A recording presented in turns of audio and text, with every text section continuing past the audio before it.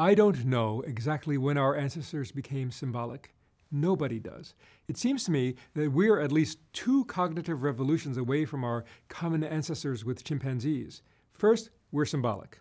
And second, we're syntactic.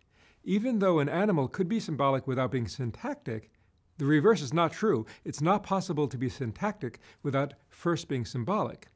Although syntax and language might have arisen at the same time that we became symbolic, I think it's more likely that one of our ancestors became symbolic long before the advent of language.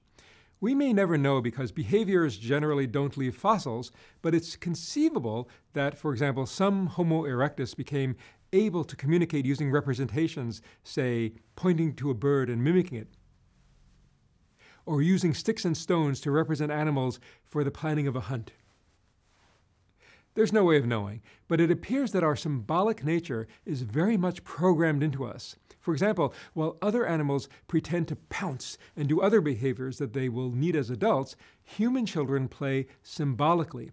As I mentioned last segment, they might say, "I'm an airplane," or "this block is a truck." And then a moment later say, "Now I'm a bird," or "this block is now a dog." Woof, woof. As far as I know, no other animal plays symbolically like this, probably because no other animal is symbolic in the flexible remapping sense that we are. What other consequences might have arisen from mental demodularization other than the potential to think symbolically? Analogy emerges from mental demodularization because this downloading to the present working memory representation need not take place in a conscious manner or a manner dictated by the plans or goals of a central executive. Because of automatic cross-modular binding, a man might see, say, a tree standing next to a bush, and this may remind him of his wife and son because of their similar size relationships. This happened in a stimulus-driven manner because similarity in one domain automatically triggered activation on other maps encoded in terms of the same spatial relationships. And these new activations, in this case corresponding to representations of his wife and son, were automatically downloaded to the working memory representation containing the representations of the tree and bush, which then could function as symbols of his wife and son. He might say that the tree and bush remind him of his wife and son, but this fact became available to his conscious report only after the link between disparate representations had been made. Thus, symbols and symbolic relationships, although inherently attentional in nature because initially mediated by the attentional construct of a working memory representation, are not necessarily volitionally invoked. In contrast, a monkey cannot be reminded of anything by a tree and a bush other than the things that have a direct link in its experience or in the world with a tree and a bush.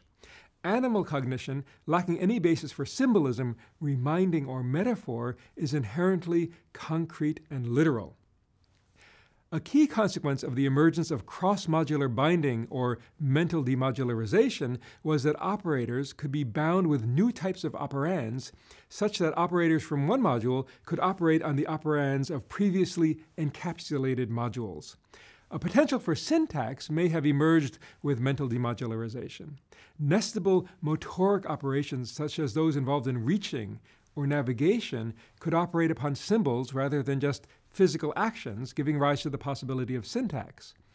A potential for music may have emerged with mental demodularization. For example, operators designed to decode the emotional content of vocalizations could now operate over non-vocal sounds, giving rise to the possibility of music. A potential for aesthetics and art may also have emerged with mental demodularization. At least basic aspects of art and human aesthetics may have emerged as a consequence of operators that became disencapsulated or universalized. For example, operators that evolved to discern genetic health in a potential mate could now operate over visual scenes, which could then attain the status of eroticism or beauty, although obviously a scene cannot be a mate. Thus, we can look at a scene or a sunset and find it romantic or beautiful. I doubt this is possible for a dog or for a monkey. A potential for abstraction may also have emerged with mental demodularization. The essence of abstraction is the ability to detect patterns that transcend immediate sensory input. Pattern extraction is common to the perceptual systems of many animals, but in non-human animals, pattern extraction may be modularly isolated from the other contents of cognition and thus be domain-specific.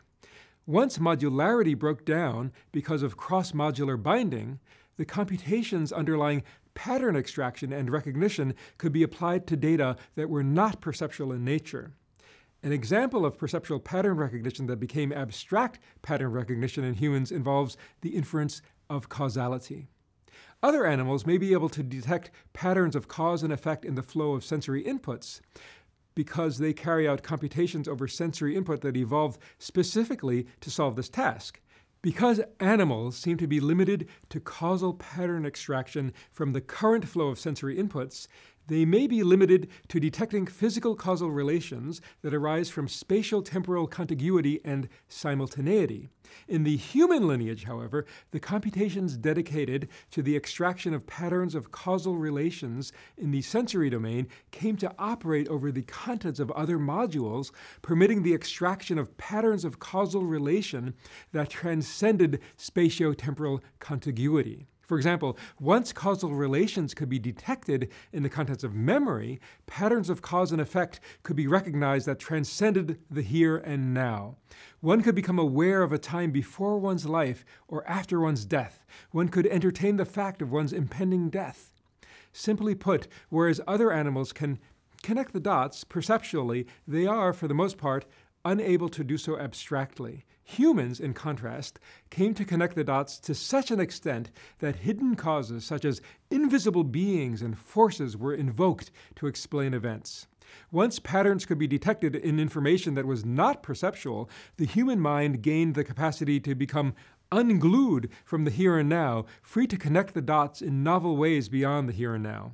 But it came at the cost of becoming unhinged from the here and now, perhaps seeing patterns and beings and intentions where there are none. For example, some aspects of religion may have arisen from our tendency to apply social cognition and emotion operators to things that they have not evolved to handle, such as the weather. Suddenly we saw a mind behind the weather which we could have a relationship with.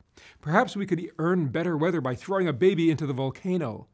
Even though this seems like a form of madness, it's a direct consequence of the demodularization of the human mind, rooted in changes in volitional attentional operations in working memory. Finally, I believe that our unconstrained imagination is the ultimate source of human freedom and free will. In the domain of the imagination, anything is possible, and since some of our actions follow from what we imagine, especially from processes of deliberation that involve imagining possible scenarios and outcomes, our actions inherit the wild freedom of our imaginings.